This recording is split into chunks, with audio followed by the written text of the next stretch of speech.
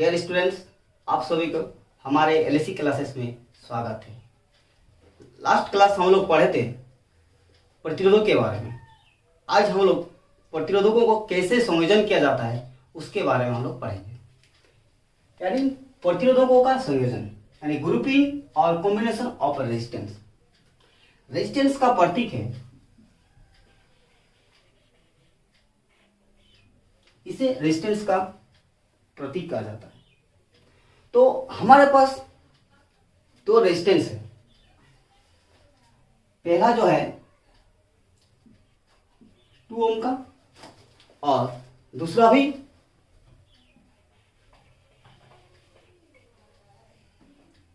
2 ओम का है। ये दो रेजिस्टेंस मिला के अगर हमें 1 ओम का एक रेजिस्टेंस चाहिए तो कैसे जोड़ें, और अगर 4 ओम का चाहिए तो कैसे जोड़ें।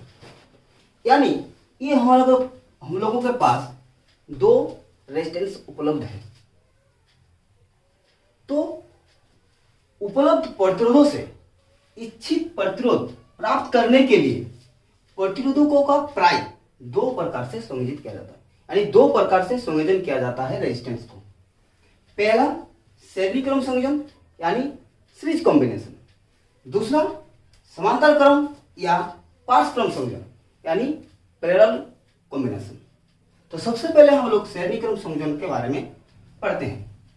हमारे पास 3 रेजिस्टर है, तो 4 भी हो सकता है, 5 भी हो सकता है, लेकिन अभी हम लोग 3 रेजिस्टर के बारे में पढ़ते हैं। तो श्रेणी क्रम संयोजन क्या है?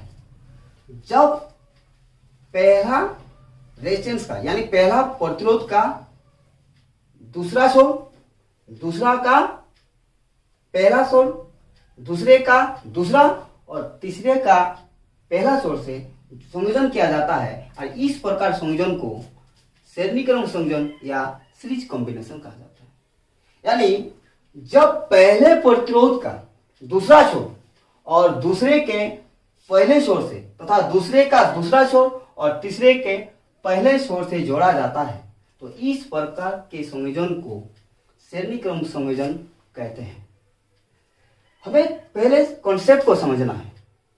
किसी भी चीज को याद नहीं किया जाता है, अगर याद कर भी लिया कुछ दिन के बाद भूलना तय है।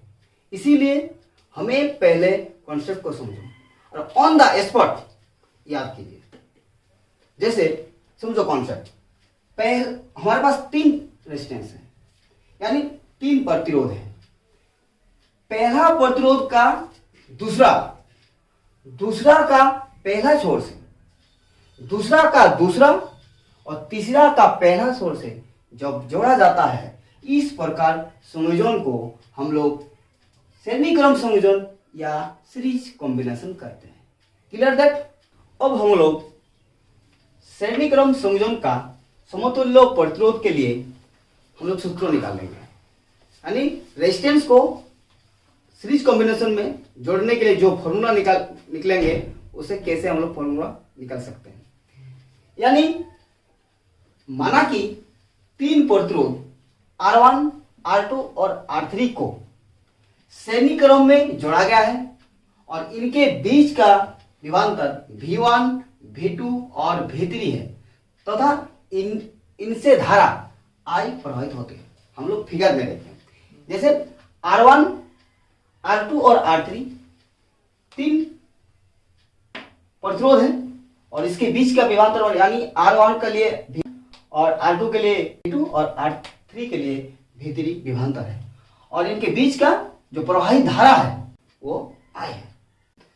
तो ओम के नियम से V1 = IR1, V2 = IR2 और V3 = IR3। इसे समीकरण 1 देते हैं, इसे समीकरण 2 देते हैं और इसे समीकरण 3 देते हैं। अब हम लोग क्या करते हैं, समीकरण 1, 2 और 3 को जोड़ते हैं। यानी जोड़ने से क्या हमें प्राप्त होगा, यानी V1 plus V2 plus V3 = IR1 plus IR2 plus IR3। तीनों को V1 प्लस V2 तीनों को जोड़ने से हमें V प्राप्त होगा। जैसे फिगर में दिया गया V is equal to I into R1 plus R2 plus R3, जिन्हें हमें इक्वेशन 4 दे देते हैं। अब A और B के बीच, A और B के सिरों के बीच का विभवांतर क्या है? तीनों मिला के विभवांतर क्या होगा? V, और उसमें धारा प्रवाहित जो होता है वो I। तब हमें ओम के नियम से प्राप्त होता है, यानी V is equal to IR। इसे हम लोग इक्वेशन 5 देते हैं। यानी समीकरण 4 और 5 से, यानी V के जगह हम लोग क्या लिख सकते हैं? इस V के जगह हम लोग लिख सकते हैं IR इज इक्वल टू क्या होगा? I into R1 plus R2 plus R3, यानी I कैंसिल, यानी क्या होगा? R is equal to R1 plus R2 plus R3। Therefore RS यानी सीरीज कॉम्बिनेशन के लिए S दे देते हैं, यानी RS is equal to R1 plus R2 plus R3। यह हमारा हुआ क्या? ये जो हमारा फॉर्मूला निकला, इसे कहते हैं श्रेणी क्रम संयोजन का समतुल्य प्रतिरोध के लिए जो प्राप्त हो, ये सूत्र इसे समतुल्य प्रतिरोध, सीरीज कॉम्बिनेशन का समतुल्य प्रतिरोध कहा जाता है। ओके स्टूडेंट, आज के लिए यहाँ तक। हमें आशा कि आप सभी लोग अच्छे से समझ चुके होंगे। मिलते हैं अगले नए टॉपिक के साथ।